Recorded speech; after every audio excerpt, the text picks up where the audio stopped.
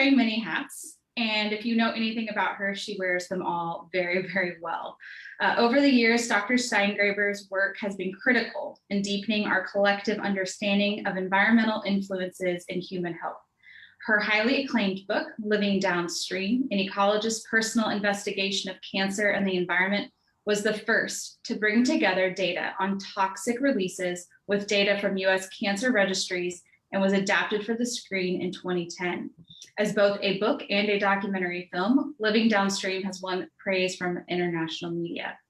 Continuing the investigation begun in Living Downstream, Dr. Steingraber's books, Having Faith, An Ecologist's Journey to Motherhood and Raising Elijah, Protecting Our Children in an Age of Environmental Crisis, explores the intimate ecology of pregnancy and reveals the ways which environmental hazards now threaten each stage of infant and child development.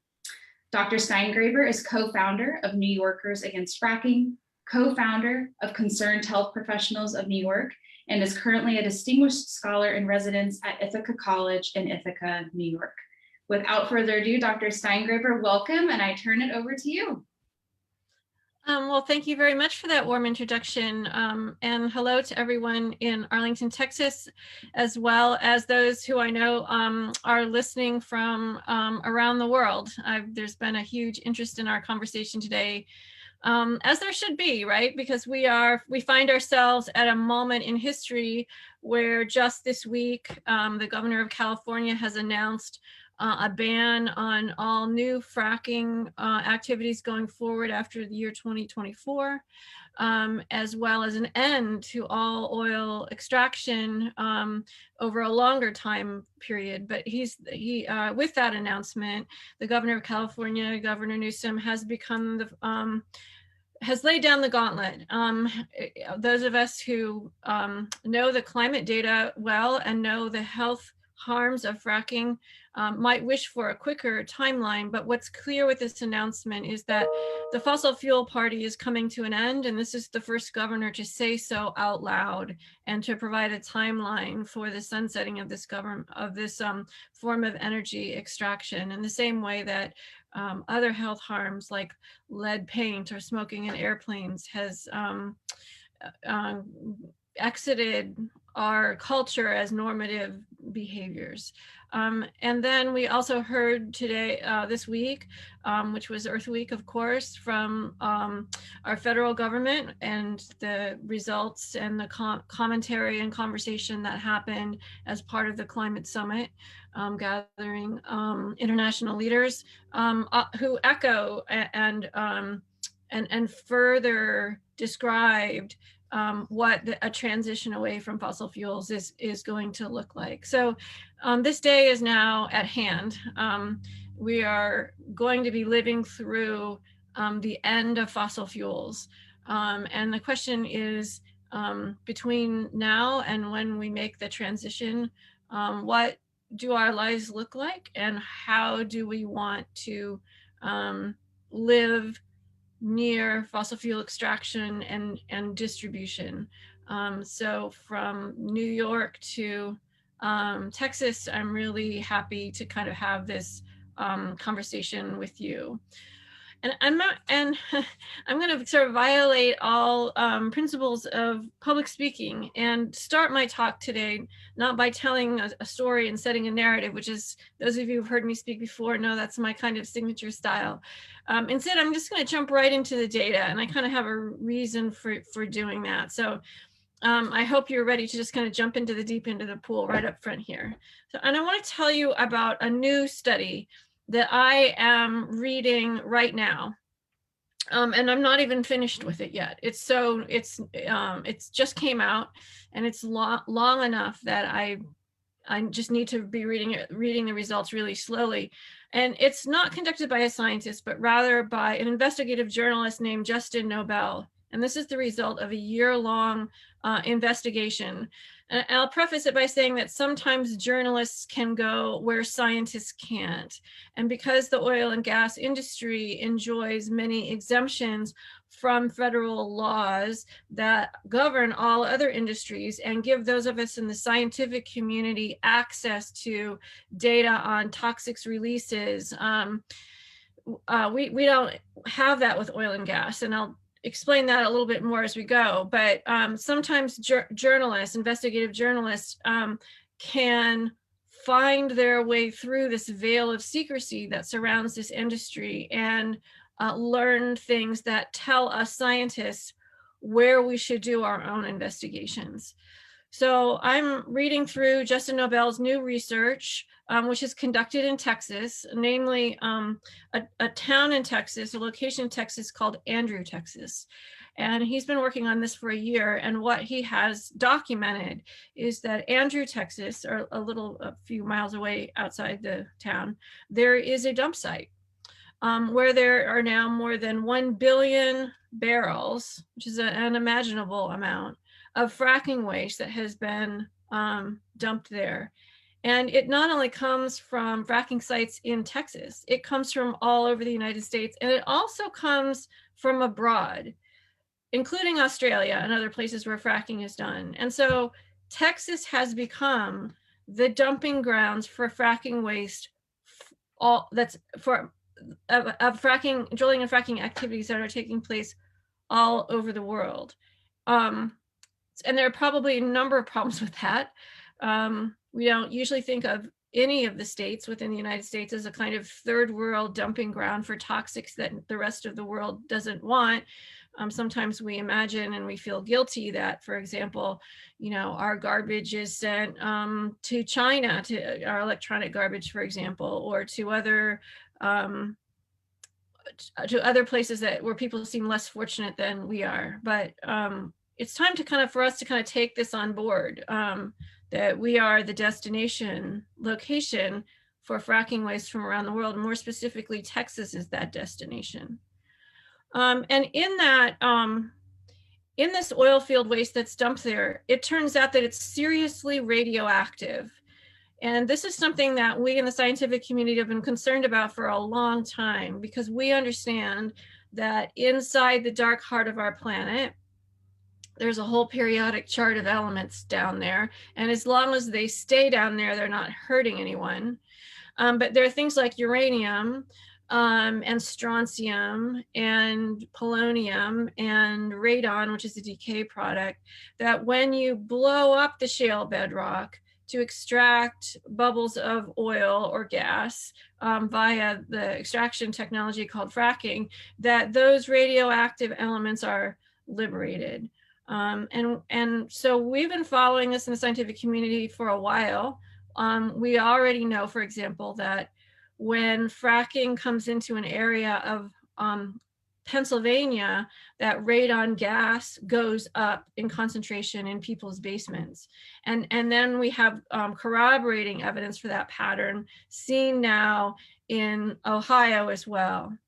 And we also have known for a while that all of the fracking waste that comes out of the ground, that's kind of watery and has petroleum kind of mixed in and has to be dumped somewhere, that's often highly radioactive, because the fracking fluid itself, the ingredients that are used to frack, can actually mobilize naturally occurring radioactive elements deep in the heart of the planet, and they come up to the surface with the other watery waste products. And so where to store this safely, where to keep it away from people, has been kind of an unsolvable problem for this industry. And we didn't really know where they were taking it. And now, thanks to this good investigative journalism, we know that Andrew is one of the major places.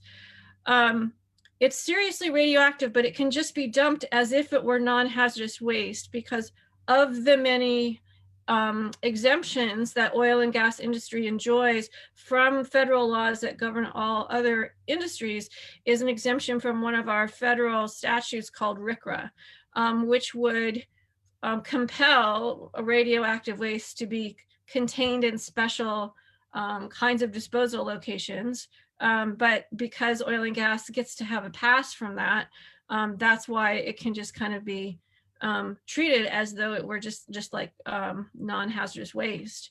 And so it turns out that thanks to Justin's research, we now know that all of the major oil majors utilize Andrews as their final dumping ground for oil field waste, including ExxonMobil, BP, Chesapeake, and ConocoPhillips. And so Justin asks in a recent communique to me, like, without this dump, could this industry, could the fracking industry even exist? So without Texas serving as a kind of dumping spot for waste, would it even be possible for all this voluminous, very toxic, very radioactive, even though it's not illegally meeting those qualities? We know in terms of public health, it certainly is. Could this industry even exist? So I'm still reading this study in real time. I'm probably halfway through with it. Just came out this week. Another study that came out a few months ago, I want to tell you about, also concerns radioactivity. And it's a study that was done by a Harvard team, and it appears in a medical journal. What this Harvard team was able to document is that not only is there radioactivity in the waste that comes from fracking, the watery flowback and what's called, the industry calls produced water. We've known about that for a while, but they actually documented another form of radioactivity that we hadn't known about now. And it's airborne radioactivity that's actually downwind from fracking sites at levels sufficient to raise health risks for nearby residents. And this study collected data from 157 different radiation monitoring stations that were built across the nation during the Cold War, when we were worried about Soviets attacking us with nuclear bombs. So we had all these kind of radiation monitoring stations set up all over the nation. And by using those, researchers could show a 7% increase in radioactive pollution in communities located 12 to 31 miles downwind from operational fracking sites as compared to background levels. So this is a considerable distance, right? This is, we haven't seen fracking, airborne air pollution being able to affect and expose people up to 31 miles away. But this is what this new study shows. And what I want to emphasize to you is that the data are really clean. First of all, we have a big data sample from across the United States because of all these air monitors. But also, it was clear that the closer that communities were located to the wells, the higher the radioactivity in airborne particles. In other words, radioactivity comes right out of the top of the well, and then it attaches itself to airborne dust particles, which then get carried downwind. And here's the fine point I want to put on this study. The closer the communities were to the wells, the higher the radioactive particles. But the city that seemed to be where this pattern was seen most starkly was Fort Worth, Texas, where more than 600 fracking wells are located upwind from the city. And this research team estimated there would be a 40% increase in radiation levels. The radioactive elements carried by these ultrafine particles include polonium, which we worry about a lot. You've probably heard about polonium. That's one of the radioactive substances that our government sometimes accuses the Russian government of poisoning its enemies with. It's an acute toxicant. And the problem with it is once you inhale polonium, it kind of keeps on radiating in your body. And polonium represents a radioactive decay product of uranium isotopes that are liberated from the shale during the fracking operation. So that's the new study that those of us in this little shop I'm going to tell you about, Concerned Health Professionals of New York, have spent a lot of time looking at and thinking about. Now I'm going to tell you about a third study, and then I'm going to be done with the with the data for just a little bit. I appreciate it. I'm kind of front loading my talk with a lot of science here. So just this week, a new study appeared in an environmental journal. So now I've kind of told you about 3 different sources that I'm looking at. This is kind of a real-time view of what my life is like as a public health biologist who have for the last 7 years has been studying the health impacts of fracking, right? So these are the kinds of data I'm looking at all day long. So the first one I mentioned, Justin Nobel's work, came out of investigative journalism, because sometimes journalists can get at data that scientists just don't have those kind of sleuthing abilities to get. And then the second one I told you about, the Harvard study, comes right out of a medical journal in the peer-reviewed literature. And then the third study I'm now going to tell you about comes out of an environmental journal. And what this study shows is a link between heart failure and fracking. And it was done demonstrating that middle-aged men and women, as well as older men and women, as well as middle-aged men, have higher rates of heart attack and more hospitalization when there is fracking than when there is not. And this study was done in Pennsylvania as part of what the authors called a natural experiment, because the control study, the control population, those who were not exposed to fracking, were on the other side of the border in the state of New York. So New York State has never had fracking. We chose to ban it before it got started.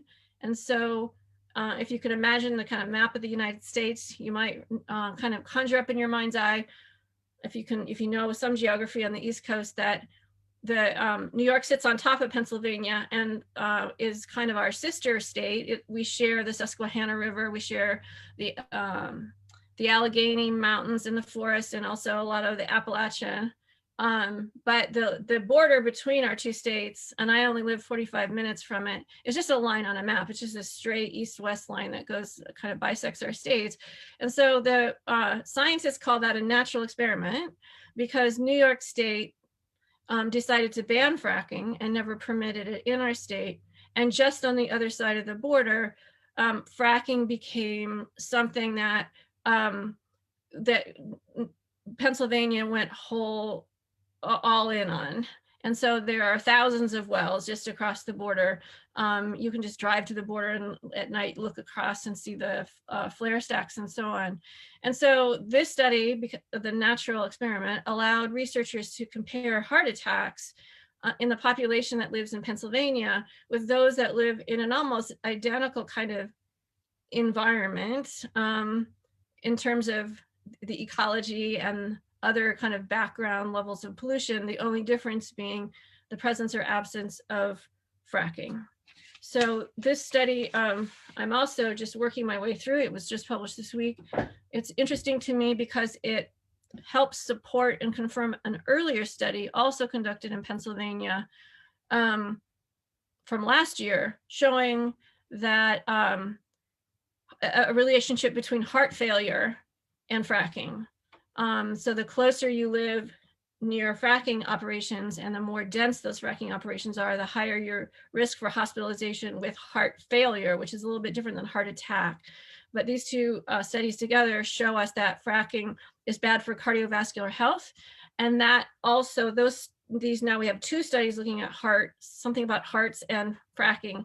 And it's corroborated by a whole bunch of studies in the air pollution literature showing that the kind of air pollution that fracking operations release is known to have cardiovascular harms. It's known to be injurious to the cardiovascular system. So it makes sense. We know that that's the kind of air pollution that's coming out of the facilities. And then we can look to see that people who live near them have higher rates of now both heart failure and heart attack. So that's just kind of a little glimpse into the kind of data and the kind of research that I spend my days working on. And I often feel that I am putting a giant jigsaw puzzle together when I do this work. And I want to back up and explain that now. I want to tell you about why New York ended up as the control study for this most recent environmental study. We're the control population because we chose to ban fracking. So let me tell you the story a little bit of how that happened. About 10 years ago, it became clear that the gas industry was very interested in the bedrock of the Northeast, which extends not only under our feet here in New York, but also in Pennsylvania, and all the way down to West Virginia, and a little bit of Maryland, and then all the way over to the Western Ohio. So this is known as, our bedrock is known as the Marcellus Shale. And unlike your shale, the hydrocarbons it contains are lightweight. They're not heavy enough to call oil. They're the vapor that we know as natural gas, otherwise called methane, which is a carbon with 4 hydrogens around it. And so I know that I woke up one morning to discover that the gas industry had already leased a lot of the land around me, including some land in my own village, including some parcels of land down at the end of my block, for the purpose of fracking. And our governor, our previous governor, decided that before we permitted fracking into our state, that we should study it first. We should study its possible health effects, and we should study its possible environmental effects. So before he left office, he signed an executive order saying that fracking could not go forward until those studies were done. So he declared a so-called moratorium on fracking. And then the new governor came in, our current governor Cuomo, and he continued with that moratorium, and then set in motion a process by which his Department of Health and Department of Environment, as well as a set of outside reviewers, would begin to look at the data and make a decision whether to permit or prohibit fracking. All right, so this was going on, and a lot of us in the public health community, kind of independent academic researchers and also physicians in private practice, thought, well, we don't need to just kind of wait around until we get the official government study. We can conduct our own independent study and take a look at what we know already about fracking and public health. So we formed a little group called Concerned Health Professionals of New York, of which I'm one of the co-founders. And it was our self-assigned task to review the medical and scientific literature, but also to review the journalists' work. Because as I hope you can see from Justin Nobel's discovery about this dump of highly radioactive fracking waste in Andrew, Texas, sometimes reporters can discover things that we scientists don't know yet. So journalists kind of work faster than we do. So we wanted to look at media studies as well as the sort of slow grinding work of science. So that's where we cast our net, and we began to gather evidence. And then we sent a memo to our governor and we summarized 65 studies in the peer-reviewed literature. And then we were aware that we were working in a moving stream of data, that there were studies coming out faster than we could kind of vet them and summarize them and archive them. And so we had a lot of work to keep up. So we kept updating our memo. And at some point we realized, instead of just taking it to our governor and to our state legislators and doing, expert testimony, which we did lots of, we really felt the need to take it right to the people who live in places like Arlington that were going to be living with fracking, the very first places that the gas industry was going to frack. So we started taking our data and our PowerPoint presentations into communities, especially along this line across the map that I've been describing, along our southern border, which is where the fracking was going to be the front wave of fracking. And we went to different communities there, lots of places already leased their land, and talked to them about what we knew. And so for 2.5 years or so, every Friday night, I was in someone's church basement or Rotary Club or junior high school auditorium and town hall. And so we just began talking to people about what the science said about fracking. And meanwhile, more studies kept rolling in. So we kept updating our memo, and now we called it a compendium because it started to be pretty long.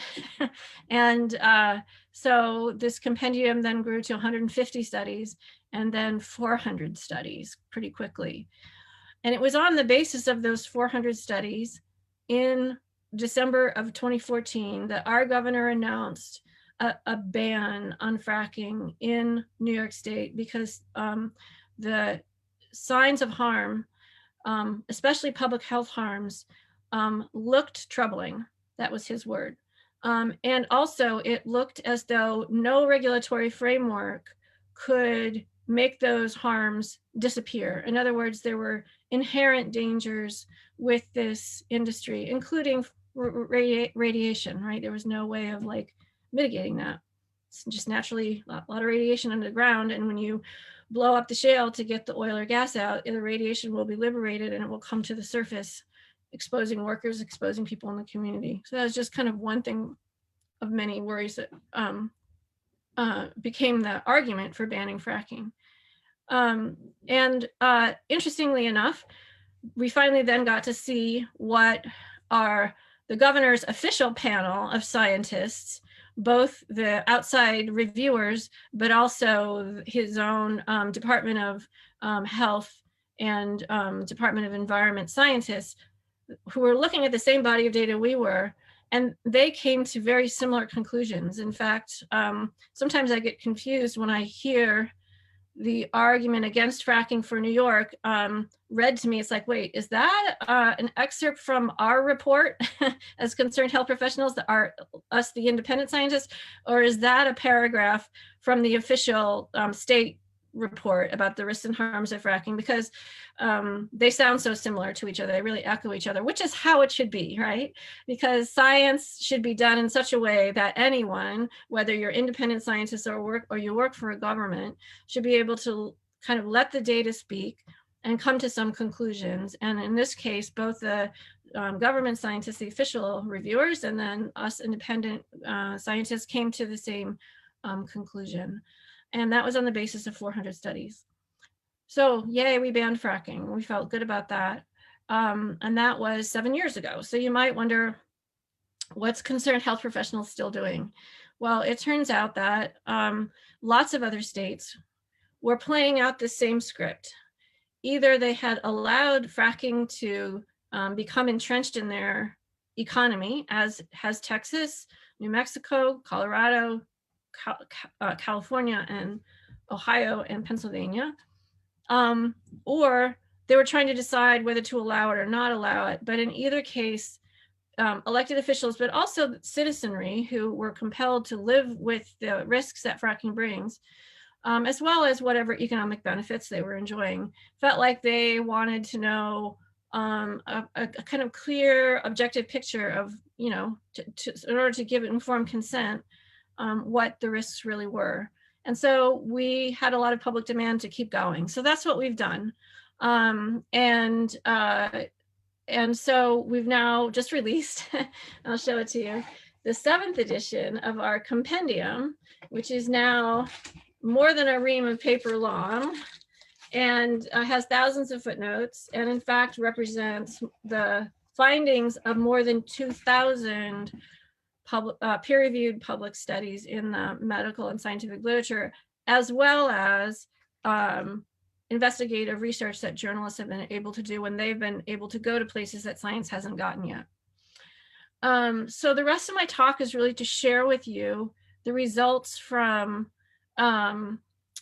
this study, which was released in December and has a lot of Texas in it. And a lot of things I think that are relevant to you as you make your own local decisions about what you want your relationship to oil and gas drillers to be. I'm aware that in Arlington, and you all are the experts on your situation in Arlington, so I'm not going to really speak to it at length because you know that better than I do. But since I know there are people from around the world also listening to us, let me just summarize what's happening in this beautiful town of Arlington, which is part of the Dallas-Fort Worth community, and where I had the great privilege of actually visiting and seeing how oil and gas operations are where they're located and how the activities go on even around schools and daycares and people's homes there. So the one of the big issues kind of roiling the community of Arlington right now, for all of those of you who may not know, is this issue about minimum distances. How far does a gas well need to be located? How far does it need to be set back from a home or from a daycare center or school?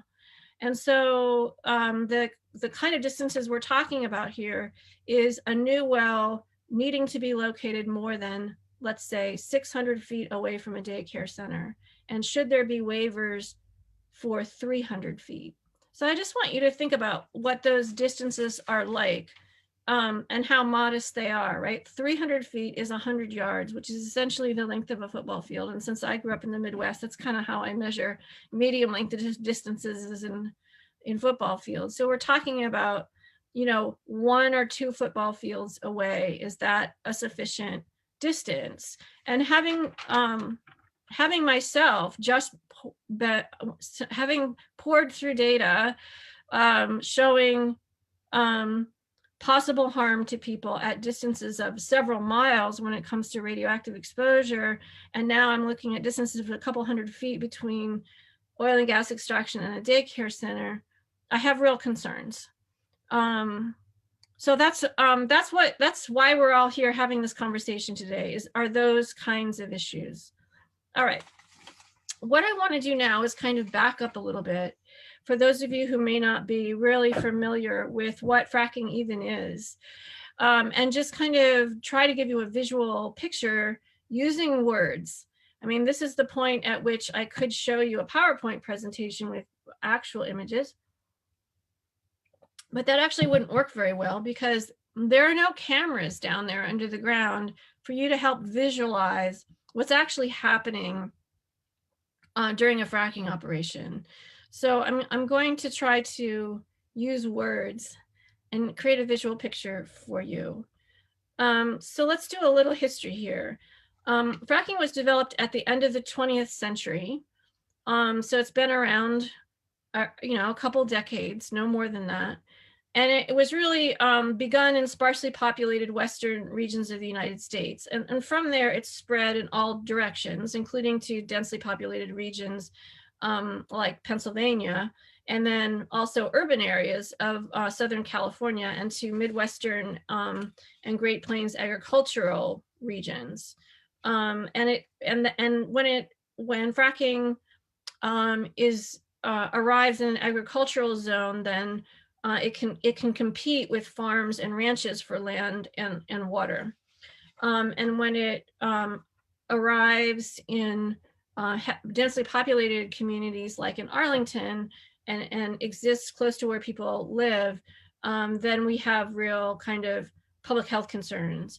And fracking, because it's going after tiny bubbles of either oil or gas under the ground, it unlike conventional drilling, which searched for places on Earth where those bubbles have escaped their rocky tomb and kind of, because of naturally occurring cracks and fissures under the ground, kind of all collected in a giant blob. If you're talking about oil, or a balloon of vapor, if you're talking about natural gas, and could be accessed by sort of drilling straight down into this blob or balloon, and then like putting a straw in there, and then up comes the bubbling crude, right?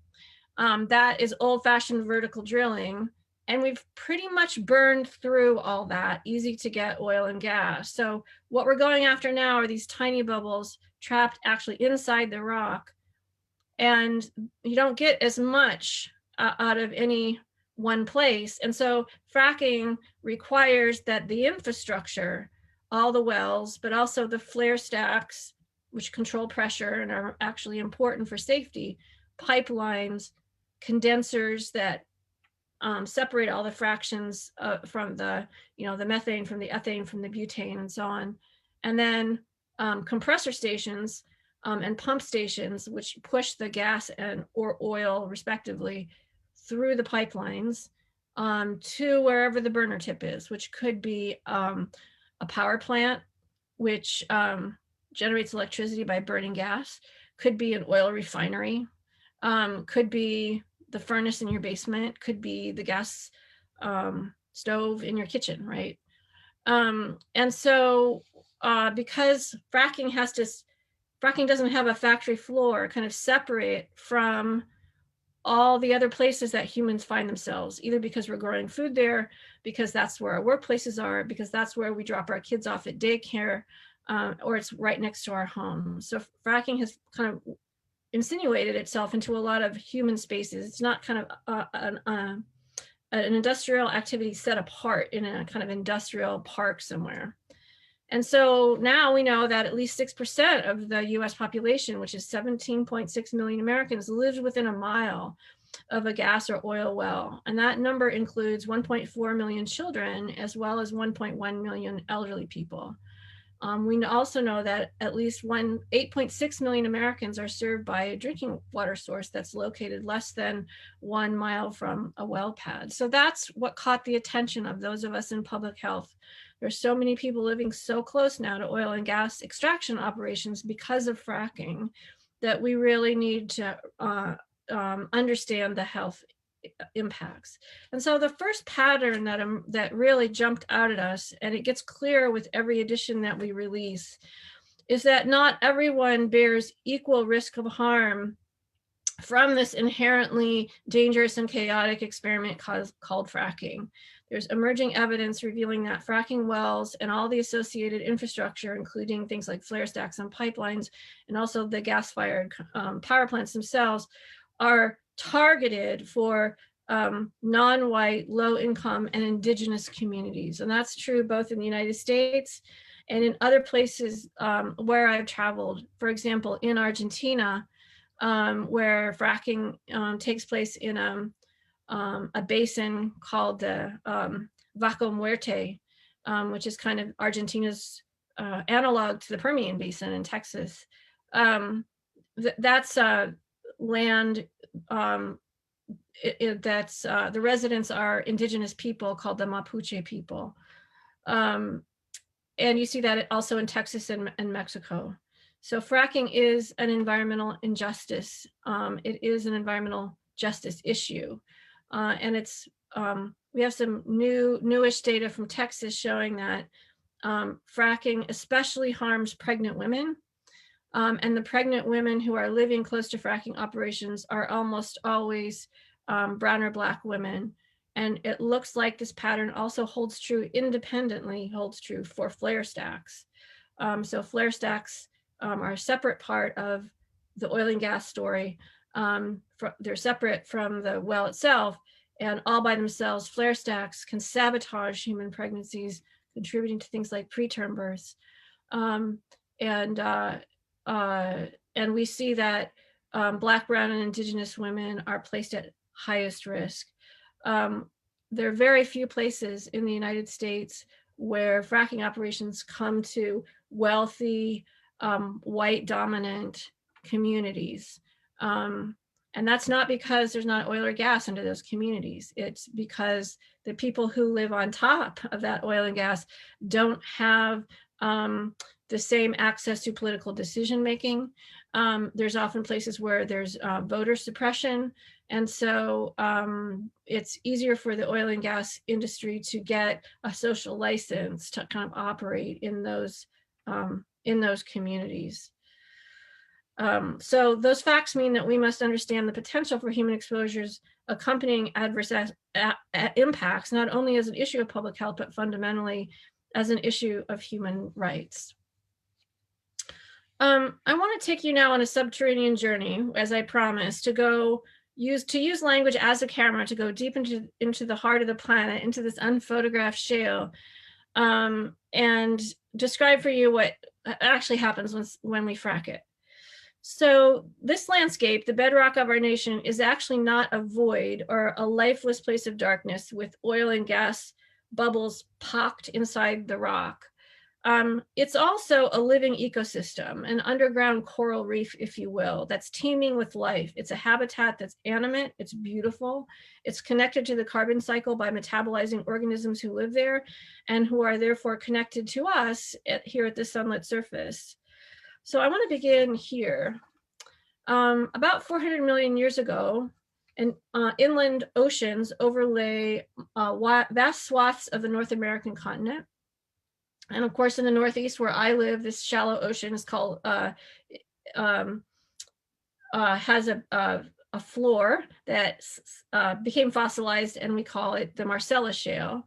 But you too, in Texas, live above an ancient ocean floor that has a different name.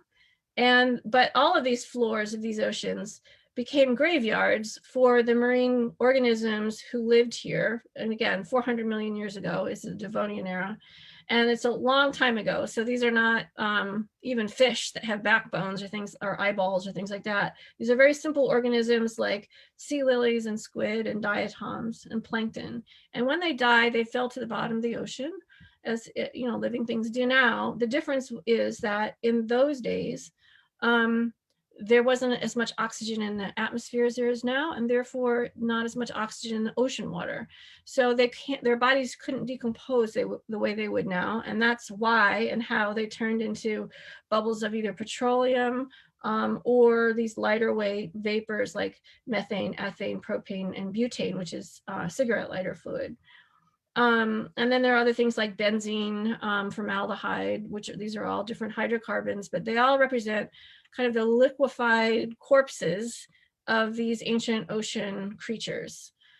So I've just described to you the shale below your feet, and I've said that it's both a living ecosystem that has organisms that are living in it now, and also it's a cemetery of ancient organisms that lived 400 million years ago. And it might not surprise you to hear that the organisms that live down there now are actually feeding on the dead guys. They're organisms that are, they occupy an ancient domain of life called archaea, and they're able to feed on the carbon of these dead or what we call fossil fuels, but these liquefied and gooey petroleum corpses. So in other words, these organisms are living in the dark heart of our planet. They are altering and reshaping habitats to suit themselves. So you might think, okay, you're a biologist, that's super interesting to you, but why does that matter for fracking? All right, so let's talk about that now. Horizontal fracking injects a lot of water, usually 2 to 20 million gallons of water per frac job, into the shale by drilling straight down into it, and then turning the drill bit sideways and then tunneling horizontally through it like a robotic mole. And operators then send explosives down into that tunnel to initiate the fracking process. But what really widens and extends those cracks is water, right? So you're using fresh water, injecting it into the hole under immense pressure. And because water is not compressible, it blows the rock up into shards. And therefore, if all you did was use water to frack, it wouldn't really work very well, because you'd have to release the pressure to let that oil or gas flow up to the surface, and the weight of the earth pressing down on all those shards would close them back up again as soon as you release the pressure of the high pressurized water, right? And so essentially, what you need to do is add sand grains to the fracking water, a special sand grain that can resist crushing, and then you can use the water to shoot the sand grains into the cracks, like little door stops. Those sand grains will prop open the spaces so that the bubbles of oil or gas can then escape and go up the borehole once you release the pressure. However, if you shoot vast amounts of sand down a small hole and make it go around a bend, it's going to settle out and clog, right? Like imagine doing that in your toilet. So the operators actually use gel to thicken the water and suspend the sand so it doesn't clog up the pipes, and also add things like anti-scaling agents and friction reducers. So the addition of that gelling agent creates a second problem, because those living organisms down there who call the shale their habitat can feed on the gel and use it as a kind of petri dish. And then that means they'll grow inside the pipes, forming complex colonies and interfere with the flow of oil or gas to the surface. So to solve the secondary problem that you've created, operators add very powerful poisons to fracking fluid called biocides, things like glutaraldehyde, in order to kill off the living organisms that will be growing inside the pipes, and therefore allow the gas and oil to freely flow to the surface. So that's why you need to know that it's alive down there, because those organisms have to be killed in order to do fracking, and killing them requires poison. And the presence of these biocides are one reason that fracking fluid, and hence fracking wastewater, is so acutely toxic. All right.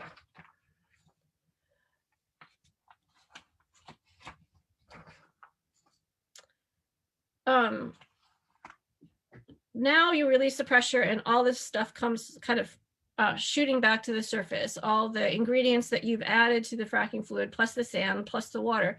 And I want to say some of the water gets trapped in the shale and is stuck there forever. So it's actually removed from the hydrologic cycle, which is another problem with fracking, especially when it's practiced in arid regions like Texas, when you're actually making water disappear, and because it's way below the groundwater that in the aquifers. It should be. It'd be terrible if it ended up in the aquifers. And we do worry about that. And there's some evidence from Texas, especially when you see the presence of benzene in drinking water, to worry that there might be some connection between the fracking zone and where you draw your drinking water. But I want to focus on the water that kind of comes back to the surface, because we talked about it being radioactive.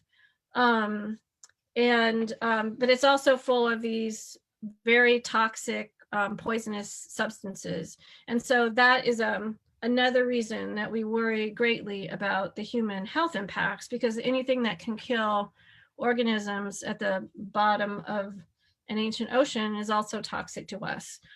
These things are kind of all-purpose poisons. And again, all that fracking waste has to be permanently stored somewhere, and it looks like a lot of it from all over the world is heading right toward Texas. So that's a conversation for you all to have with each other. I want to talk about methane now. Methane gas, whether you're drilling for oil or drilling for gas, so methane can be the quarry of fracking, or you could be going after sweet crude oil. But either way, both kinds of wells leak prodigious amounts of methane at every step of the storage, process, and distribution system, all the way from when the drill first goes into the earth, all the way to the burner tip. And it does so at levels that greatly exceed earlier estimates. So from the moment the drill bit goes into the ground and contacts the shale, remember, you've just got an open hole when you're drilling. You haven't hooked anything up to a pipeline yet. So it's like a giant cigarette in the earth, and methane is pouring into the atmosphere. It's an invisible gas, and it pours from the valves also of every single pipeline, of every single compressor station along the way. And leakage rates are much higher than we thought. And the latest science shows us that those leakage rates make fracking a worse villain for the climate than coal, which came as a surprise to a lot of folks. And I think it's because coal, we can all see, it's black, it's lumpy, it's sooty, and sort of makes sense that it's a dirty fuel. And when you light it on fire, you would do something bad to the atmosphere. Natural gas, you can't see it, you can't smell it. I mean, we add a chemical so you can smell it, so you don't blow up without knowing it's there, but it's an invisible thing. So it has this kind of reputation of being light and airy and green and not black and sooty like coal.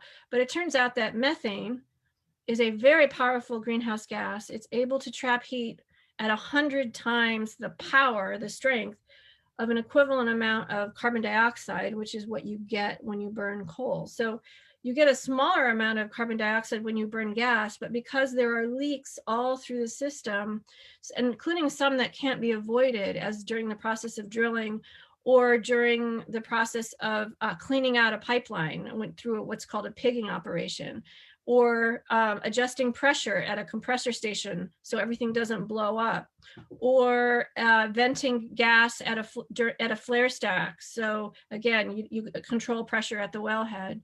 that there are these sort of unavoidable emissions of methane, that it's not just a matter of fixing a few plumbing problems, that then make fracking a worse enemy to the climate than coal mining.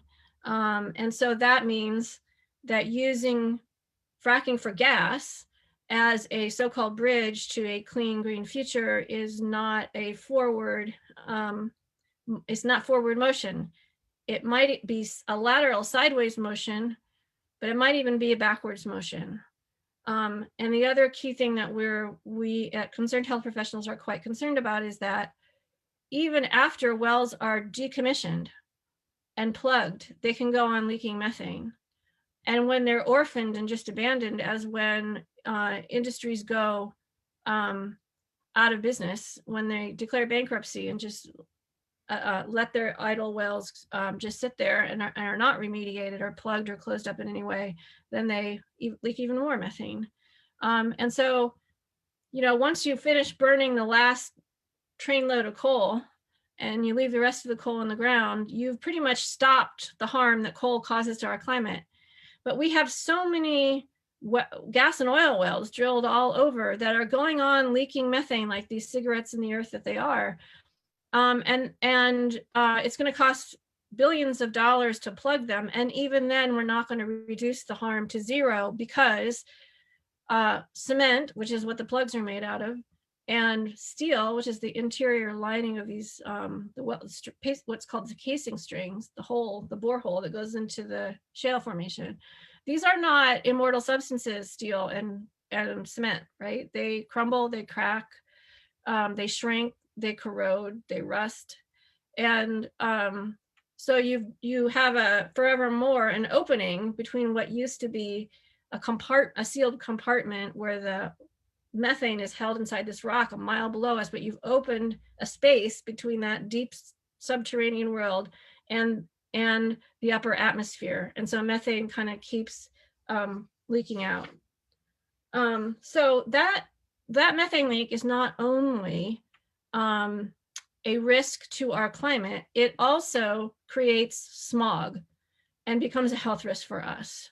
So let me talk about this a little bit, and then I have so much else to say, but I want to do it in the form of a Q&A, because I know it's tough listening to Zoom presentations, and I'm a scientist, so I can listen for hours to data, but I know most people aren't kind of wired that way. And also I want to make sure that I talk directly to what your concerns are. So let me close by telling you a little bit about air pollution. We talked about one form of air pollution from fracking, which is the radioactive particles that come out of the top of the well, get attached to ultrafine dust particles, and then are inhaled. That's new data, and we're concerned about that. We don't know everything about it yet, but we know a lot about other forms of fracking. And one of the things we know is that air pollution follows fracking wherever it goes. And that's for a couple different reasons. One big reason being methane leaks every time you frack. And so that methane is a precursor for smog, which is also called ground level ozone. So you might know that ozone is a powerful cellular poison. And when we inhale it, it causes a lot of inflammation that is related to things like asthma, and also heart attack and stroke risk. And also, if you're pregnant, breathing in ground level ozone is linked to preterm birth and small for date babies. So it's ozone exposure shrinks babies. It's bad prenatal care. So babies are born smaller and they're born too early. And I should say preterm birth is the leading cause of disability in the nation. And it is responsible for massive amounts of medical costs for both families and for our whole nation. It's also part of being born too soon is a big risk factor for learning disabilities. So it affects our educational system also. And so ozone is created when lots of methane goes into the atmosphere, and you see high levels of methane in communities where fracking goes on. Ozone, you might know, is something that you can't, it's like methane itself, it's invisible. So it goes by the more common name of smog. So when you see smoggy, hazy air, that's ozone, except interestingly enough, you're not actually seeing the ozone. The ozone is actually not visible to you. It's just a molecule of 3 oxygens. What you're seeing when you're seeing haze is you're seeing bent light waves. So when light waves come through the atmosphere and enter our eyes, if they hit a molecule of ozone, they refract. So the world looks hazy to us when there's lots of ozone in the air. We actually aren't seeing the ozone. But when we inhale it, it has this kind of inflammatory negative response that affects our cardiovascular system, our pulmonary system, and our reproductive system at the very least. And so I have a lot of concerns about children growing up in areas where there's lots of ground level ozone from fracking operations. And we have some pretty good data now linking asthma, children's asthma, to living near fracking sites. And we're also concerned because not only does radiation is part of the story, but also benzene. Benzene is 6 carbons in a kind of hexagon, and it is absolutely a human carcinogen. It's one of the very few kind of known proven human carcinogens. It's linked to leukemia, and especially childhood leukemia. And we have some evidence from Colorado showing higher rates of cancer among children and young adults living in places with a lot of fracking activity. And we also have evidence for birth defects. And a number of us are closely following several communities in southwestern Pennsylvania, which is an area of intense fracking activity, where there has been documented higher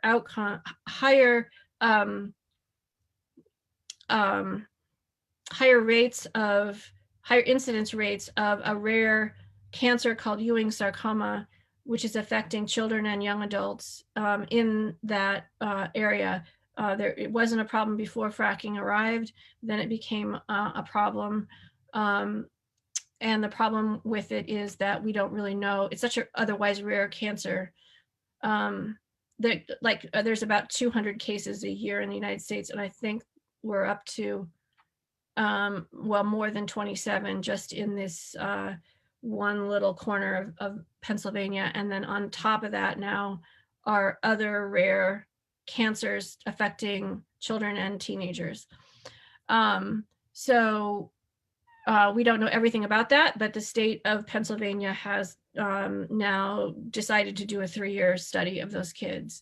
So I bring that to your attention because our best guess is that the exposure to radioactivity or hazardous air pollution may have something to say about that. We don't know everything about it. Studies are underway, but the question becomes with kids, how much proof do you want of harm before you will protect your kids and act in a precautionary way? And for those of us who are moms, and my 2 kids are now in college, so they're growing up quick, I think we're used to taking a precautionary approach, right? I don't need to know that my kids are going to, with 100% certainty, be electrocuted if I allow them to stay in the lake and swim when I can hear thunder in the distance. I just need to know that that's an inherently dangerous situation, and I will act in advance to protect my kids and move them out of harm's way when I know there's something inherently dangerous that could expose them to, in this case, electricity. And the rule in my house always was, if you get caught riding your bike without your bike helmet, your bike goes into the barn for a week. I don't need 100% proof that my kid will end up with a serious head injury because they're out riding in the street without a helmet on. I just need to know that that's an inherently dangerous situation, and I'm going to mitigate that risk, and there'll be consequences, right? If you don't act to keep yourself safe. So bringing that same approach to our environmental regulations would mean that we don't want so many dead kids so many statistics. We don't want their bodies to pile up until there's 100% certainty that fracking is killing kids before we would do something to keep fracking activities away from places where they go to school or where their daycare center is located or where pregnant women live. So again, that's a conversation that communities need to have. And I believe our environmental regulations are moral documents. Our how we control inherently hazardous chemicals in the environment tells us the values of our community, tells us what matter to us. So I am going to stop there and see what kinds of comments and questions you have. And again, what an honor to be with you in Arlington for this amazing Earth Week, where we've heard some words we've never heard before from our president, and as well as from other international leaders and the governor of California. We truly are in a time of change right now in regards to our relationship with oil and gas. Thanks. Dr. Steingraber, thank you so much. There was just so much new information, really eye-opening and enlightening.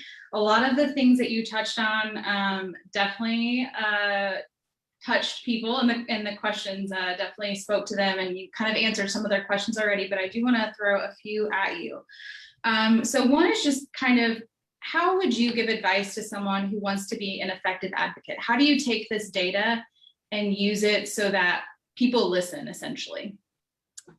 Well, first of all, I'm glad that question got asked, and I'm going to hold this up again. So our compendium, and this is my working copy, so you can see my sticky notes, is a fully peer-reviewed scientific monograph, right? However, there's two things that distinguish it between other scientific monographs. One is that we summarize all the evidence on the risks and harms of fracking in plain English. So we worked really hard at translating the science so that anyone could understand it, not just using the jargon of the, epidemiology or toxicology. So we feel pretty proud that if you want to dig into this document, you will be able to just read along and get it. The other thing that distinguishes it from other scientific publications is that we did not, after we had it peer reviewed, we did not submit it to a journal where you would need a subscription that might cost $300 a year in order to get access to it. We just put it straight up on our website. So I can give you the link, but I actually just Google fracking compendium whenever I want to look something up in it. So, or you can Google our name, Concerned Health Professionals of New York. We released it with our colleagues at Physicians for Social Responsibility. We kind of do most of the heavy lifting, and then they help send it out for peer review and also help distribute it, because Physicians for Social Responsibility has this kind of huge reach. They're a well-funded, well-connected organization. So they help us get it into the hands of, for example, our elected officials. So the first thing I want to do is commend this body of research that we've done. It really is a science for the people project. So we intend for you to use it. We want your activism to be informed by good science. And it's also fully searchable. So you could download it and then just search the word Texas and find all the Texas related data. If you're interested in compressor stations or radiation or earthquakes, we have like 17 different chapters, so you can look up whatever it is you're interested in.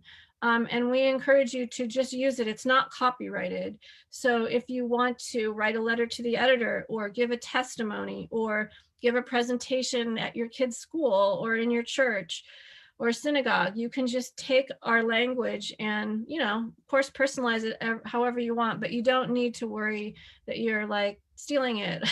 It's there for you, right? It's in the public domain. So that's the first thing.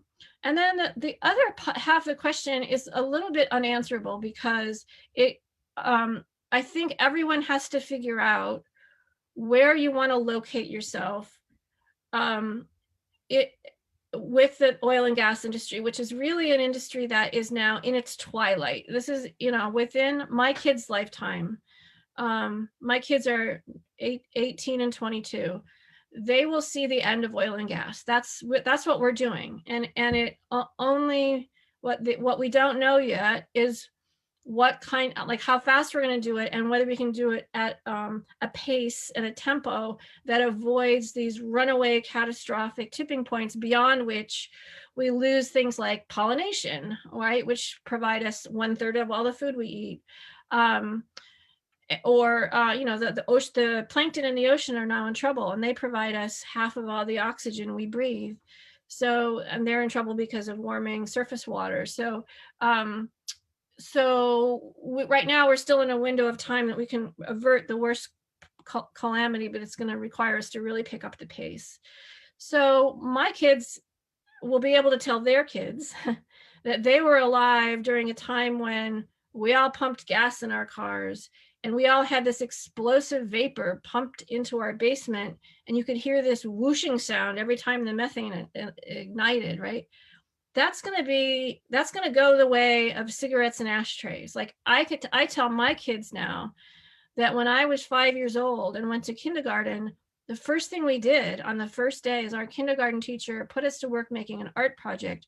We made little shallow bowls with colorful tiles stuck in. And at the end of the day, we took them home as a present to our parents. And I asked my kids, what do you think we made our parents? My kids have no idea. And I said, we made them ashtrays. My kids have actually never seen ashtrays because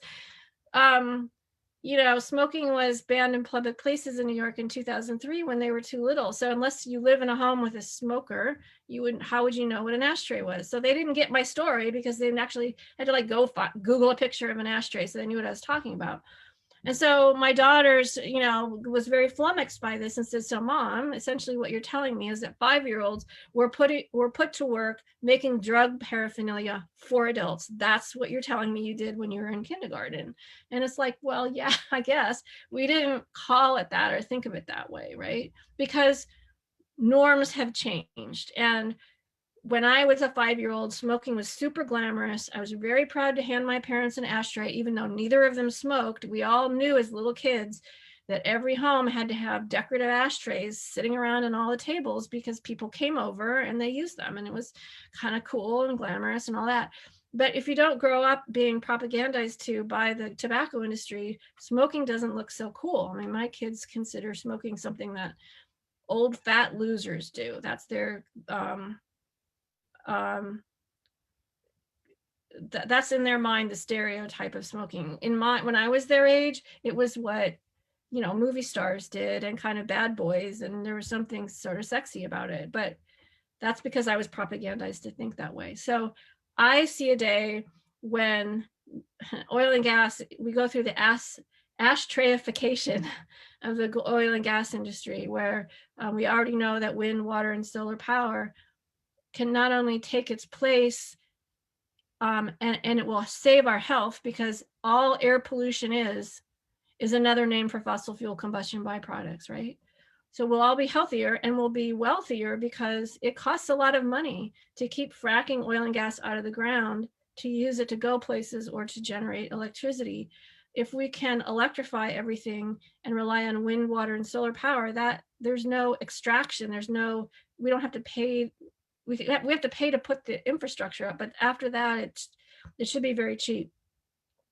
So I think all of our lives get better. And then, as you know, the message from the White House right now is that sunsetting the oil and gas industry and building all the infrastructure we need for a smart grid and for electrification and for insulation and better efficiencies, that is going to create a lot of jobs, and happily they're jobs that won't blow anyone up. And I should say that there's a whole chapter in our book, in our compendium here, about risks to workers for on the job death rates, and also disabling injuries among oil and gas workers are some of the highest of any industry. So we document that in our compendium too. Okay, so that's a very long way of saying that everyone has to ask themselves, where do you want to position yourself at this point in history right now, with this huge industry that is in its waning days? And you live in the place that that's the epicenter for this industry. It's the hometown. It's part of your culture. It's certainly entrenched in your economy. So what do you want to do about that? And I can't tell you. That requires a kind of self-discernment on the part of each of us, I think. Like, I'm a pretty good biologist, and I know a lot about organic chemistry, and I'm a good writer. Those are my like basic skill sets. So I can put this compendium together for you, and it can be really accurate, and I think it's really readable in plain English. I'm really proud of it. I can keep doing that for you. However, I'm actually pretty shy and a little bit nerdy and kind of awkward. I'm happy to talk when there's a podium in front of me, and I've done that in person in Arlington, and I'd love to do it again. But I'm not somebody who's going to be like hosting parties, or being part of a political campaign, or going door to door, or asking anyone for money. I hate that. So I don't want to spend my time doing that. So I'd rather do this. But everything needs to be done, right? So we need better art about what renewables look like. We need music. Music always helps us through times of change, right? We need better websites.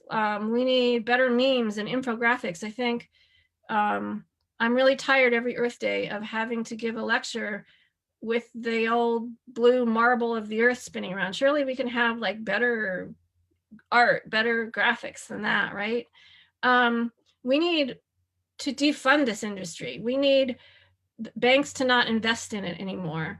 We need insurance companies not to cover it anymore. So there's a whole divestment movement that I'm think is absolutely necessary, but I'm not involved with because I just don't know finance that well, but other people do, right? So we need accountants, we need economists, and then we need policy people to help make a transition between the old and the new to make sure that people don't get left behind.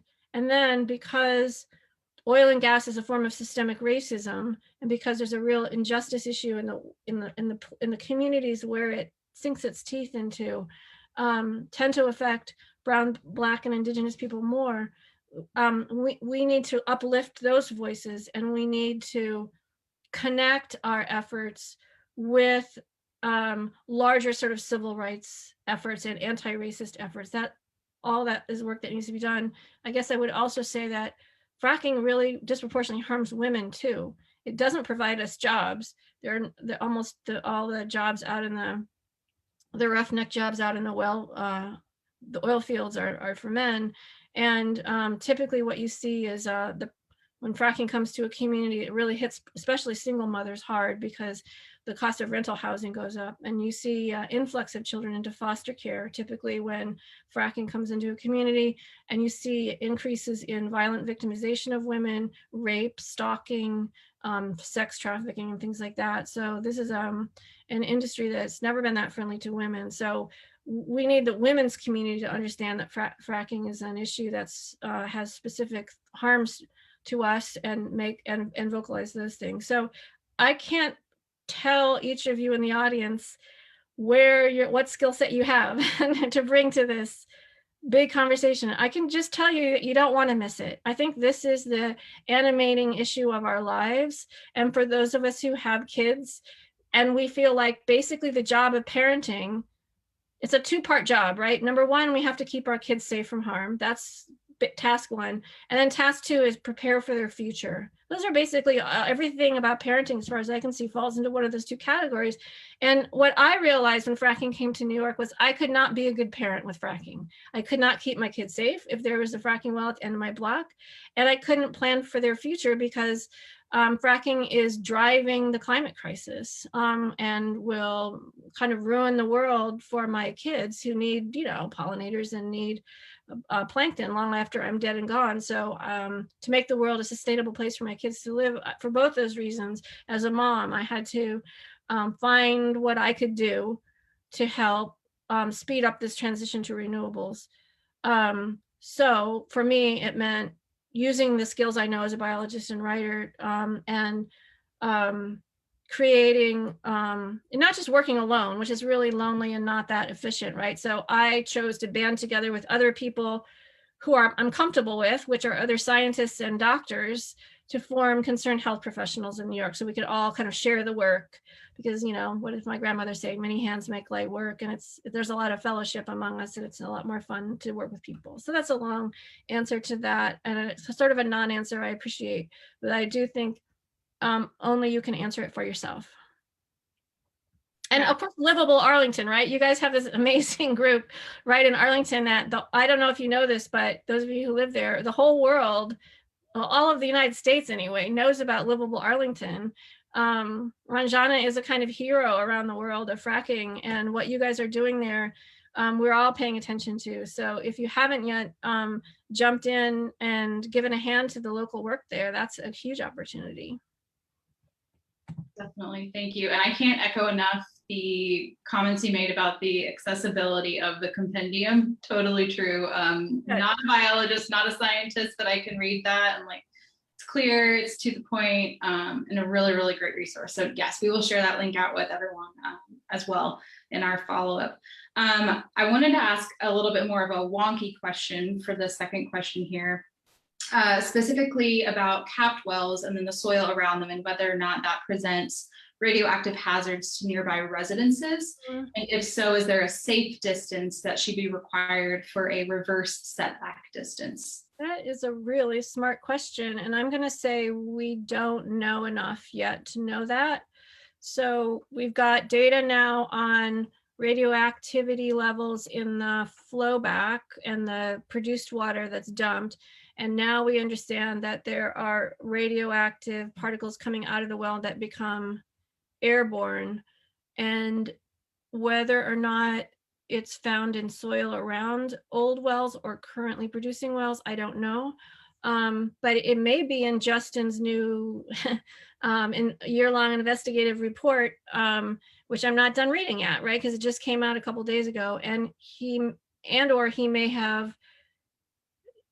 may not have published that. He's publishing a kind of whole series of stuff, and he may not have gotten to it yet. So why don't, after we're all done here, Jennifer, I will send you the link to Justin's research, and then you can distribute it so people can see it for themselves. I mean, you could probably Google it. I just don't have it right in front of me. It appeared in on DeSmog blog? The Smog blog, yeah. Okay. A participant, Peter, shared that with us, so we'll share that link. Oh, okay, yeah. So it's the new one. He often publishes in DeSmog blog, but look for the one that would have been published just a few days ago. Okay, perfect. Yep, he shared it with us. So okay, great. For everyone. We have a special guest today, Dr. Steingraber from Botswana, and her question was about, and I may butcher this, but the Okavango Delta. So I'm going to scroll up here so I can make sure I capture the whole question. Unlike other river estuaries, it sounds like it has no outlet. So this means any toxicity or pollution will remain there without an outlet, diminishing any possible regeneration. And she asks, should such a vast ecosystem, like what consequences would that have if we were to bring fracking in? And I think that's a really interesting question because, you know, we see in the news now that as fracking kind of meets its end here, it's starting to pop up in other countries, other continents, things like that. So I think it was a really interesting question that she had specifically about that particular geographical region. Yeah, I'm so honored that there's someone from Botswana who has joined us, so thank you. And this is a topic that I am about to dive into deeply. I've been following it, but haven't had a chance to really research it. So let me just kind of back up for everyone else and tell you what's happening. First of all, I think fracking is the worst thing the United States has ever exported. Everywhere I've traveled to look at fracking operations, you know, Mexico, Argentina, and so on, Romania, it's so much environmental devastation, so many sick kids, and communities themselves are fractured, right, and stressed out. So the new issue is that there's a Canadian company that has discovered a lot of oil in the shale in a part of Southern Africa, in Namibia and Botswana, which if you can kind of picture the continent of Africa, down at the very bottom, of course, is South Africa. And if you just go a little north of there are the nation states of Namibia and Botswana. And so the plan is, and test wells have already been drilled, and the company, Recon Africa, declares that yes, there's lots of oil down there, and they see it as one of the very last kind of big onshore, like the Permian Basin of Africa, right? And this sort of virgin oil find. And of course, the problem is that what's above that shale, and that includes a lot of indigenous people for whom this is a sacred place. It includes the world's largest remaining population of elephants, call this their home and use it as a migratory route. The wild African dog also is a species that lives here. And more specifically to the question, it takes place in a watershed called the Okavango Delta, which is an interesting river system that has a headwater, and then rather than run to the sea the way most all other rivers do, it kind of disappears again. So it's a closed system. And right now it's, in other words, it kind of goes back underground again, right? And people depend on that water system, and so do wildlife. And right now it's pretty pristine and undamaged by oil and gas extraction, but it's about to get fracked. Absent our intervention, this is all tipping forward.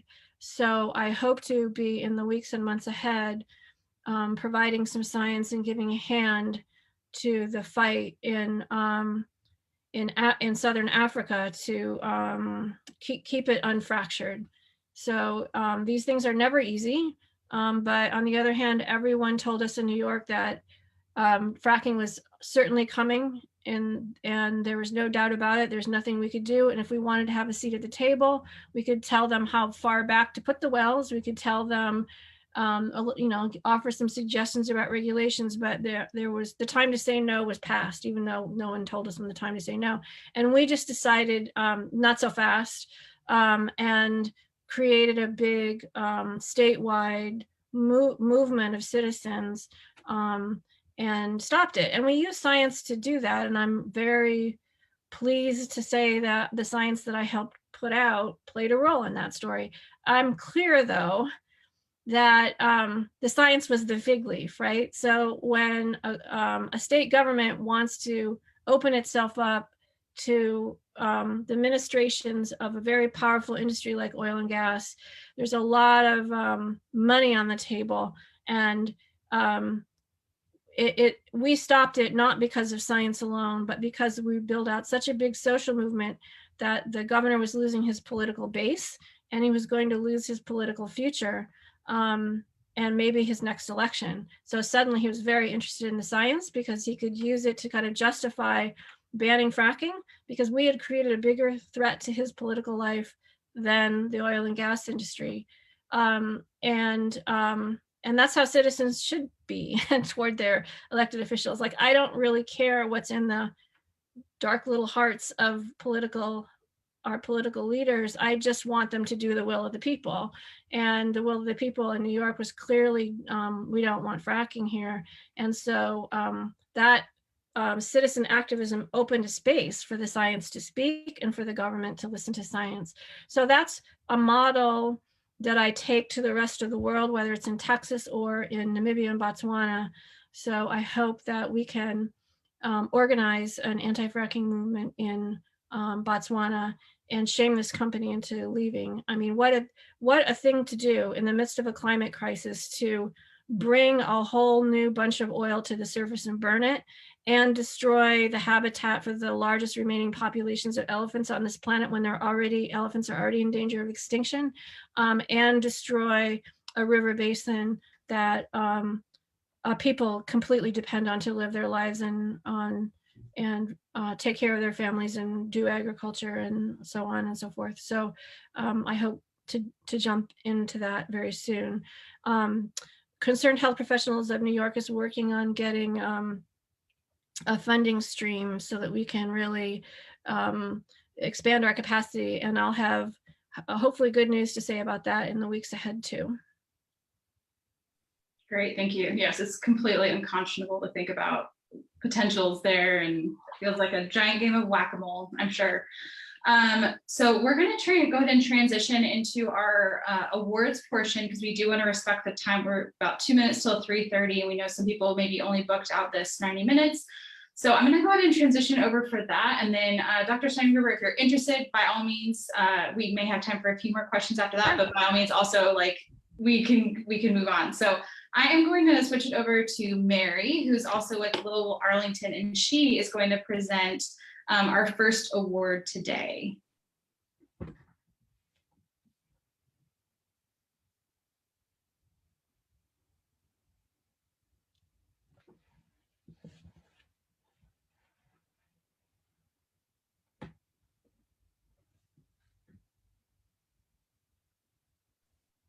Okay, I'm unmuted. I would like to present on behalf of Liveable Arlington the Environmental Justice Award, our first one, to the Social Justice Ministry of the St. Matthew Catholic Church in Arlington. So last year, in the face of the French energy company Total, which was gearing up to drill in the vicinity of the church, close to homes and schools, the members of the Social Justice Ministry mobilized to inform the residents in the area, many of whom were not aware of the plans, and to encourage them to voice their concerns to the Arlington City Council. So in this way, the ministry played a critical role in helping Arlington City Council to reach the decision to disallow the proposed gas drilling at that site. We did have a representative, Fanny, from the ministry who was going to accept the award on behalf of the Social Justice Ministry. Unfortunately, she is currently by her mother's bedside in hospital, so she had to step away. But nevertheless, I would like to thank Fanny and all the people, all the members of the Social Justice Ministry for their valuable work. Having committed advocates like them certainly helps to make this community a safer and healthier place for all of us to live. On that note, I will hand it over to Ranjana for our next award.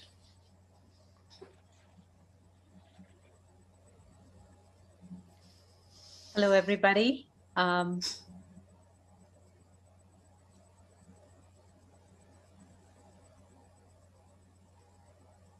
Just one moment. I apologize for the little hiccup here.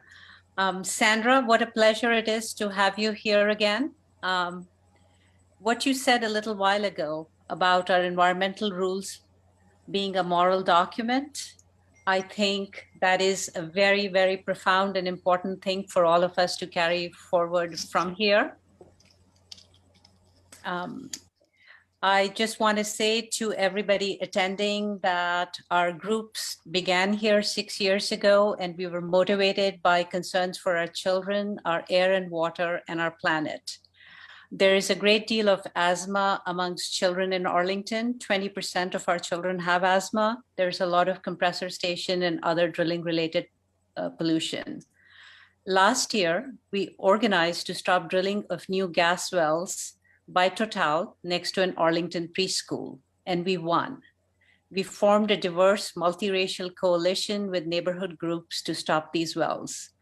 Our campaign was rooted in good science, our shared concern for our children's well-being, and guided by principles of environmental justice. And it recognized and voiced the disproportionate harm to a community of color and the harm to children at a preschool that served that community. We won a permit denial from our city council despite the immense power of Total and the fossil fuel industry and state law that preempts such action by local government. That win holds still today, and it has gained national attention. It has been a springboard for gas well ordinance reform led by Councilman Sutton and unanimously approved by our city council. I want to thank Councilman Sutton. I see Mrs. Sutton here, so I hope you will carry our gratitude back to him. Many people helped and inspire us, but today we want to honor another local hero who allied with us for this win and who works to make our community better every day. So I would like to present the Harriet Irby Award. Harriet Irby was an original member of Liveable Arlington. She passed away 3 years ago. She had spunk, moral courage, and was completely dedicated to the causes that mattered to her. She always showed up. She always came prepared. She was strong and compassionate. Someone once described our group as being small but mighty. Those words described Harriet perfectly. Her legacy continues to guide and inspire her. It is a great honor for me to present our very first Harriet Irby Community Hero Award to Ms. Wanda Vincent, the director of Mother's Heart Learning Center, the Arlington preschool that was faced with new gas wells next door last year. We thank her for working with us and the neighbors. We recognize her for speaking out powerfully against these wells. Thank you, Wanda, for being a strong advocate for the children in your charge and for all of us. It has been a real privilege to work with you. Wanda, would you please say a few words? I see Wanda here, and I'm not sure if people can see her. I think we need to turn on her video.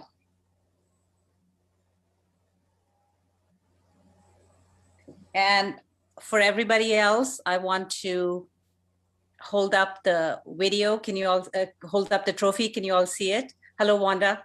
Hi, how are you? Hi, I accept this award, but I would like to just thank you, Rajana.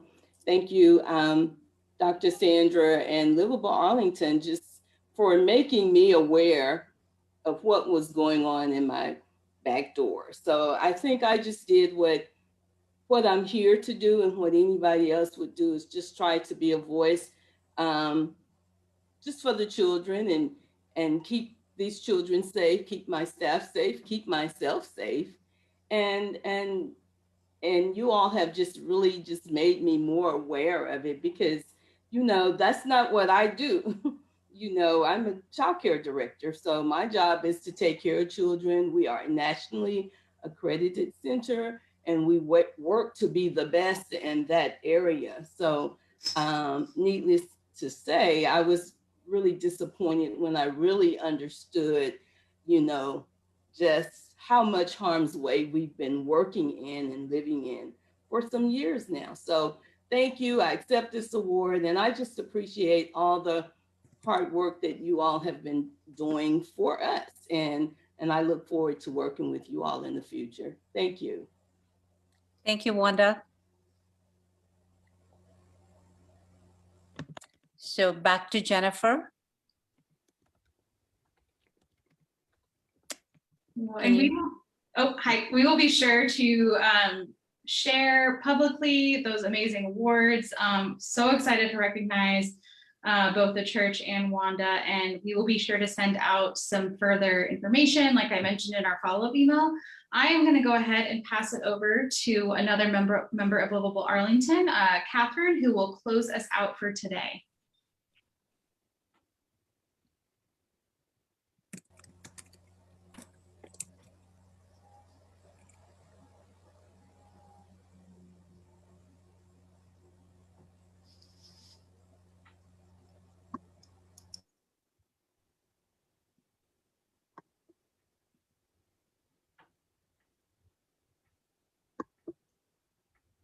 Oh, hey, okay, that took a minute. Just wrapping up here, I too want to thank Dr. Steingraber for sharing your immense information, your knowledge with us. We're really grateful, and it was interesting as well as so informative.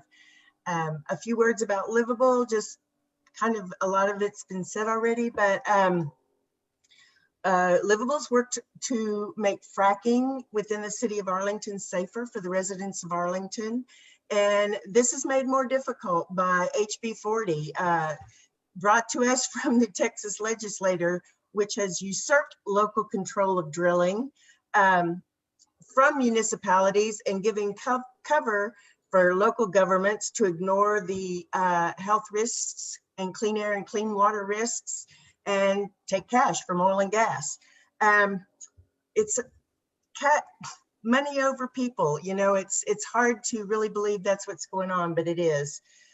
Liveable Arlington has led numerous campaigns to stop reductions in setbacks. The setback is the distance separating gas production from homes, schools, and daycares. Liveable has led in the environmental justice campaign to stop permitting 3 gas wells next to the child care facility. And most recently, Arlington saw an improvement in the city's gas well ordinance in the form of a change in the way setbacks are measured. This change extends protection to include playgrounds and other outside areas where children spend time. This is a good beginning, and Liveable sends a huge thanks to Councilman Marvin Sutton. And he brought this proposal to the City Council and saw it through to the winning vote. And thank you, Ms. Sutton. Please tell Marvin how grateful we are. All this and more at livablearlington.org. And let's meet up on Facebook and Instagram. That's at Liveable Arlington, and on Twitter at Liveable Arlington. Join us in the fight to protect Arlington citizens and Arlington air and water. Thank you, Catherine. I noticed that there are a lot of questions in the chat. So Sandra, if that's okay, we'd like to continue if you would like to field a few more questions. Sure. I know that we have gone over the time we thought we would be spending here together today, so I'll leave it up to you. But I still see a lot of attendees and a lot of questions. I'll stay. It's only because I talk so long that we went long, so I'll stay as long as you want. Okay, Jennifer, are you here, or I can ask the next question? I am. Let me just locate. Wonderful. Next on my list here. A lot of great ones. I'm trying to put them into synthesize them into some themes. Let's see. Oh, so there were quite a few questions, Dr. Steingraber, about just what is causing these heart failures. I don't know with that data that just came out if that has been clear, kind of what causes that, but there were some questions about the mechanisms behind the heart failure, whether there's data on the increased risk in the form of a percent, that your percentage of risk goes up. But if you have any more to elaborate on that, there were a few questions about that. Yeah, I put the link in the chat, so I don't know if that goes to everyone or just to the organizers, but I'm assuming you can distribute it to all. So you can take a look at the statistics on your own. So our best guess is that it's air pollution, because we already know that air pollution is linked to both heart attack risk and heart failure.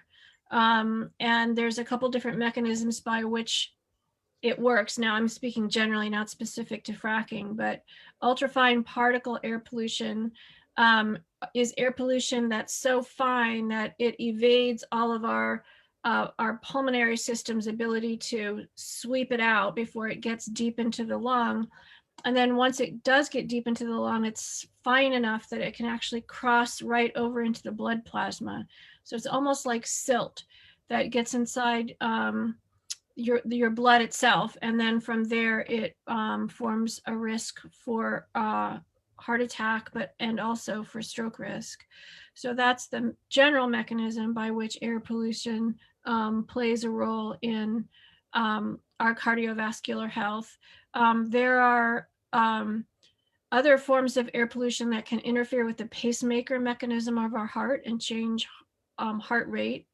Of course, that atrial fibrillation is a risk factor for heart attacks, so that's another potential mechanism. And but for the sake of these two studies that we have, no, they didn't attempt to look at what the actual mechanism of exposure was. We didn't do any so-called body burden studies. So what we know is that the closer you live, in the case of the heart failure study, the closer you live to a well pad and the more intense the fracking activity, the higher your risk for hospitalization of heart failure, and that data come out of Pennsylvania. And then the more recent study I'm just working my way through now, that I mentioned at the beginning of my talk on heart attack or myocardial infarction, that's the study that uses the natural experiment of fracking being banned in the southern counties of New York State, and then right across the state line, the northern tier of Pennsylvania, where fracking is very prolific, and was able to document a difference in heart attack rate among middle-aged and older people, and especially among men. So you can take a look at the statistics there as well. Great, thank you. And I shared that link in the chat. Joletta in North Dakota is wondering about, how do you get this medical research attention? So, we have this Pennsylvania study, people have gone in, you mentioned other studies, and then being targeted, maybe the state is the one who says, okay, we're gonna go in and study. She's wondering, she's in a rural Native community, how do you get that spotlight for perhaps like a medical research study or those types of things going? How does that come about? I guess, let me just ask, do you mean how do the studies get funded in the first place, or how do we get attention to them once they're?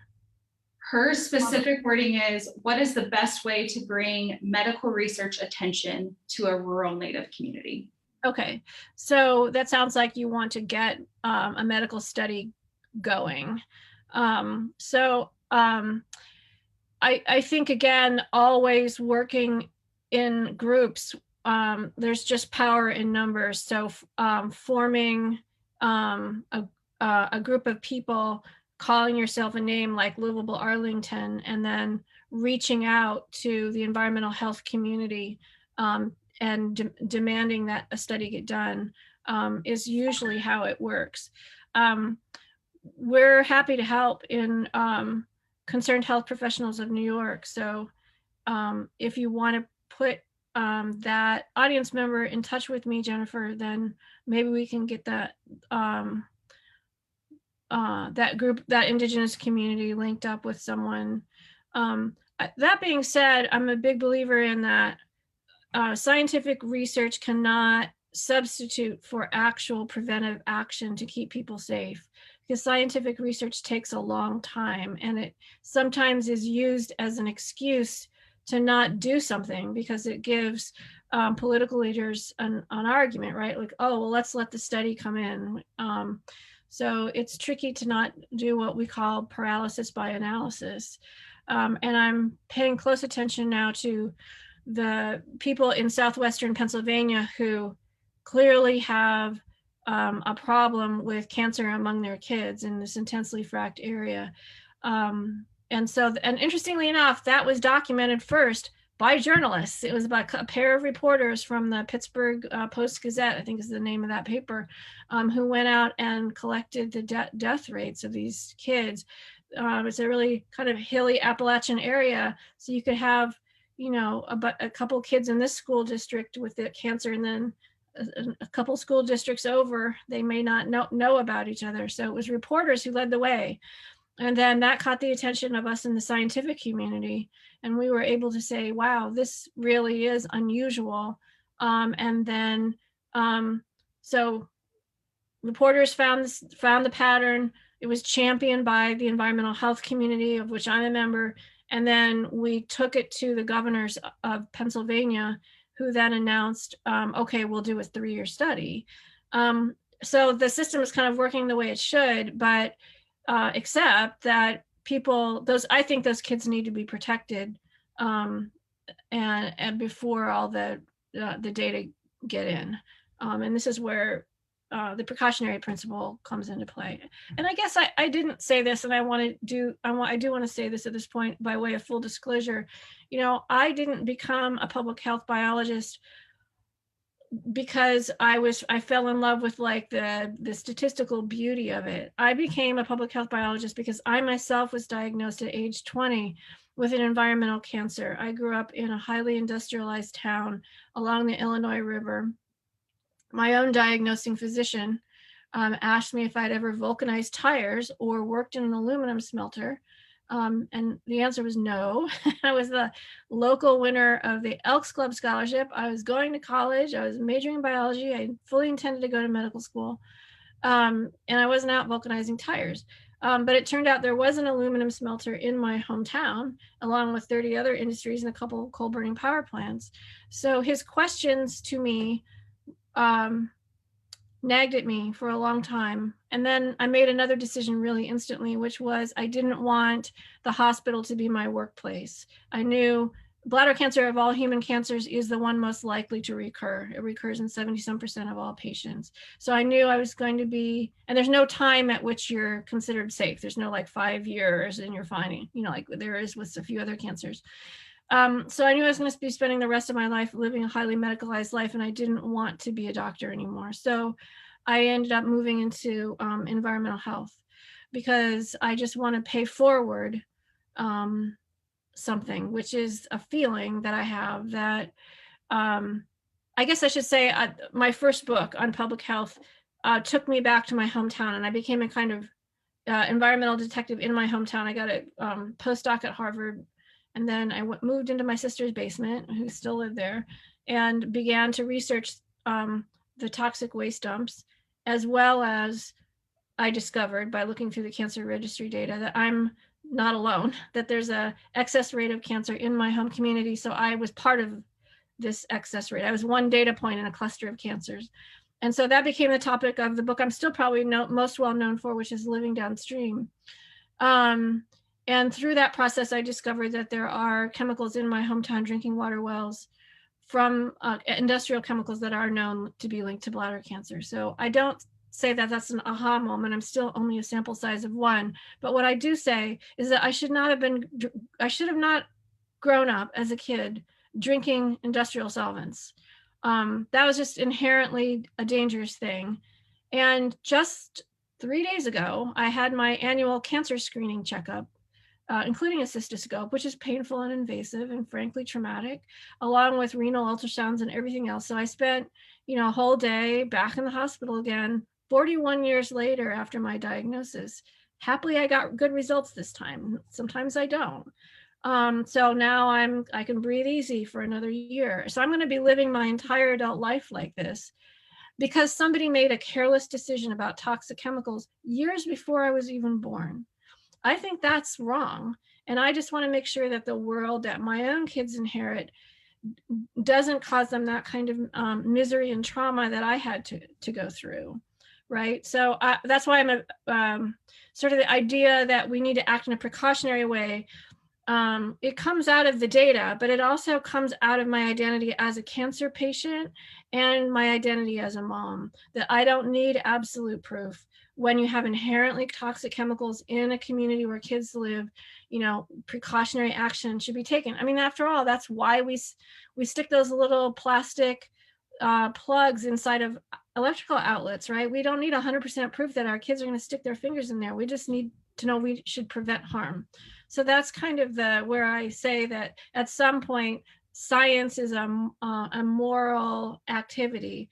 We're not just doing it because it's intellectually interesting. When we do public health science, it's because we want to save lives. Definitely, thank you.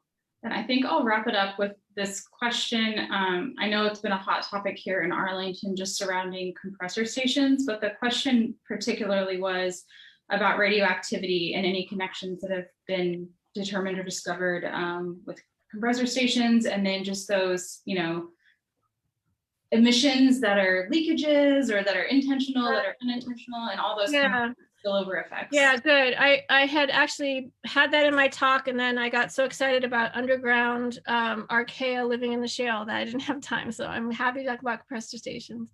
And I should say there's a whole chapter in the compendium about pipelines and compressor stations. I refer you to all the data and all the footnotes in there. No one yet has looked at measured radioactivity from compressor stations, but there's every reason to believe that it's there, because we actually know that when you have fracked gas, I'm now going to talk about gas rather than oil. When you have fracked gas, there's more radiation actually in the gas than via traditional drilling, because you're destroying so much of the integrity of the bedrock just to get the gas out of the ground, and the actual fracking fluid that you have to use to do that is what's liberating the radioactivity. So some of that is in the waste stream, but actually some of it, including radon, is in the gas itself. So we know that when you turn on your gas stove, that there's fracked gas will bring radon into your home. And we were especially concerned about that in New York for the people who live in the city, because new housing codes would require you to have a hood over a gas range, not only because the gas itself can have radioactivity in it, but also it's naturally has other contaminants in it, like benzene, which I think I mentioned causes leukemia. So that is also entering your indoor air, as well as carbon monoxide. There's always carbon monoxide whenever you have a gas stove. So in New York City, there's so much old apartments, pre-war housing, and there's not an ability to have a ventilation system over the gas stoves, that they have an exemption from, you know, current building codes. And so people don't just tend not to have ranges over their hoods over their ranges in a lot of New York City apartments. So that became something that we were concerned about when we were fighting fracking here. So I guess what I'm saying is, if we know there's radiation coming out of the well, and we know that it's at the end of the pipe when it comes into your home, it by logic, it's passing through the compressor station. So these compressor stations, their job is to push the gas and make it go in the direction you want to carry it, right? And they service pipelines, and they exist every 40 to 100 miles along a pipeline. And there are about 300,000 miles of natural gas transmission pipelines in the US. So you can do the math. There's just thousands of compressor stations. And then for oil, we don't call them compressor stations, we call them pump stations, but they're essentially the same thing. But if you're Googling it, they just have a different word. And so these compressor stations and pump stations are significant sources of air pollution, including benzene and formaldehyde. And those constitute potential health risks to those living nearby. And what's important about them is that there's no corresponding like economic value to them, right? So there's no jobs created. There's no, you don't get a lease or a, you know, yeah, so they just pass through your community. They're going 24/7, and they're permanent facilities, unlike a oil or gas well that might be fracked for a little while and then put into production. These things are just always kind of going. And so we've identified 70 different air pollutants in compressor station emissions, and 39 of them are linked to cancer. And we also have a 2020 study in this new 7th edition showing that proximity to higher amount of volatile emissions from compressor stations are actually linked to higher death rates among community members. And also, again, these aren't just like plumbing leaks, like we could go and like maybe with better engineering, we could all fix this up. Compressor stations vent methane into the atmosphere and these other contaminants as part of routine maintenance operations. So you have to every now and then, you know, shut the system down and clean the pipes out and vent through the compressor stations. And they do it. It actually has a name. It's called a blowdown. So it's an episodic, very large burst of toxic air pollution that comes out of these things. So anyway, that's to give you an overview of it. As far as I know, no one's actually documented radiation. I might be wrong about that. You know, while I was listening to the awards ceremony, I was thinking it would be great if your community brought Justin Nobel, the investigative journalist who has done all the work on radiation and gas. He may well have information on this. He's just a wealth of information. So you might, and he's also, I've actually given a panel before the world closed down with the pandemic. One of my very last talks was in New York City, and Justin and I were on the same panel. He's a really good explainer and just a really personable speaker. So I would recommend that.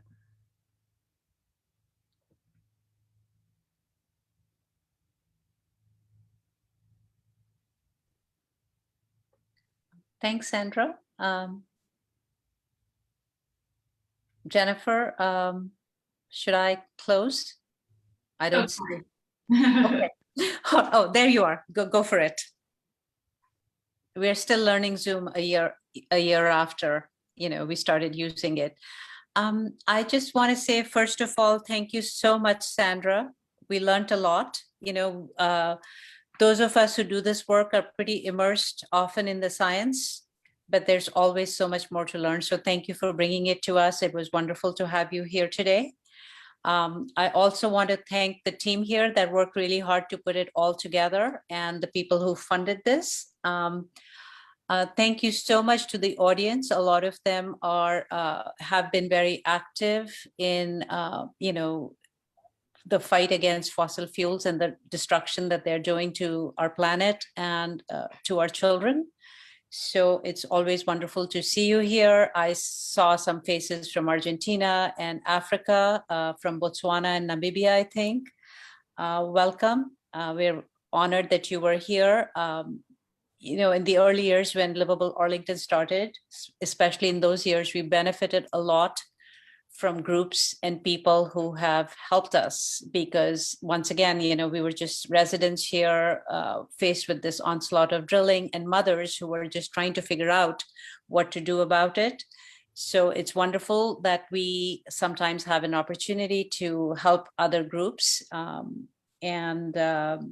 a presentation like this is a great place for all of us to come together, to learn, to strategize, and to just support each other. So thank you once again, Sandra, for being here and helping us in all those ways. There is a big compressor station problem in Arlington. We've been hearing a lot of complaints, and 3 natural gas compressor stations have made it to the top 10 polluter list in our county this year.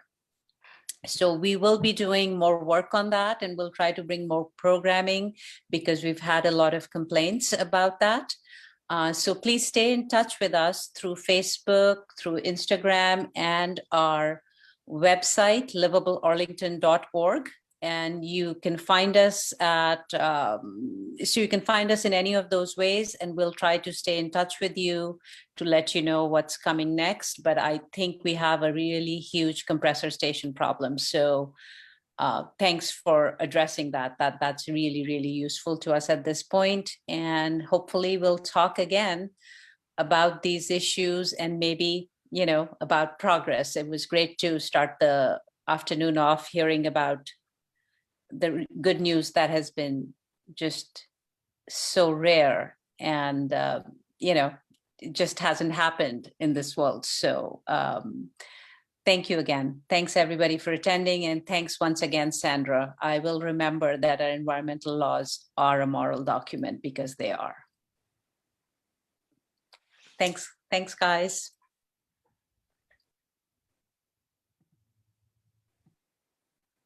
I'm going to hang around for a couple of minutes.